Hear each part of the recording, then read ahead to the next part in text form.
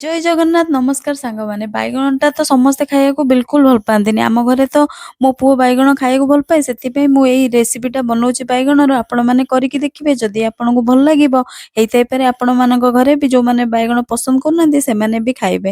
ତ ମୁଁ କଣ କଲି ବାଇଗଣଟାକୁ ଟିକେ କାଟିଦେଲି। କାଟିକି ଏମିତି 4 ପିସ୍ ତାକୁ ଭଲ ଭାବରେ ଦେଖି ଦେଇଥିଲି, ପାଣିରେ ଧୋଇ ଦେଇଥିଲି।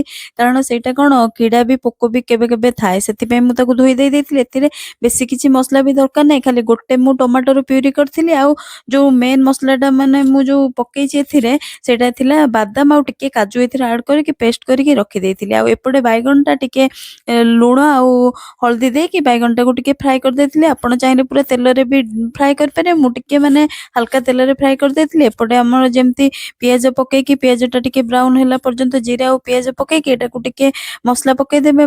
ମସଲା ମିନ୍ସ ଯୋଉ ଆପଣ କରିଥିବେ ଟମାଟୋ ପ୍ୟୁରିଟା ସେଇଟା ହିଁ ପକେଇଦେବେ। ଏଥିରେ ବେଶୀ କିଛି ଅଦା ରସୁଣ ପେଷ୍ଟ ଦରକାର ନାହିଁ। ଆଉ ଏପଟେ ଦେଖନ୍ତୁ ଯେମିତି ମସଲାଟା ଟିକେ ହେଇଗଲା, ତେଲ ଉପରକୁ ଉଠି ଆସିଲା, ସେଇ ଷ୍ଟେଜରେ ମୁଁ କଣ କରିଥିଲି ଏ ଯୋଉ କାଜୁ ଆଉ ବାଦାମର ପେଷ୍ଟଟା ସେଇଟାକୁ ମୁଁ ଦେଇଥିଲି। ତାପରେ ଏଇଟା ଟିକେ ବନି ଯାଇଥିଲା। ଭଲ ଭାବରେ ଟିକେ କଷି ଦେଇଥିବି କାରଣ ଟମାଟୋଟା ଟିକେ କଷା ହବ। ତ ଭଲ ଭାବରେ କଷି ଦେଇକି ତାପରେ ଏଇଟା ଟିକେ ମୁଁ ଘୋଡେଇକି ରଖିଦେଇଥିଲି। କିଛି ସମୟ ଘୋଡେଇଲା ପରେ ଏଥିରେ ମୁଁ ଟିକେ ହେଇ ଆସିଲା ପରେ କସ୍ତୁରୀ ମେଥି ଟିକେ ଆଡ୍ କରିଦେଇଥିଲି। ଆଉ ଲାଷ୍ଟକୁ ଟିକେ ଗରମ ମସଲା ଆଡ୍ କରିକି ଧନିଆ ପତ୍ର ଆଡ୍ କରିଦେଇଥିଲି। ଏବେ ଦେଖନ୍ତୁ ଏଟା ଏତେ ବଢିଆ ବି ଲାଗେ ନା। ଏଇଟା ଖାସ କରିକି ଶୀତ ଦିନେ ଖାଇବା ବହୁତ ଭଲ।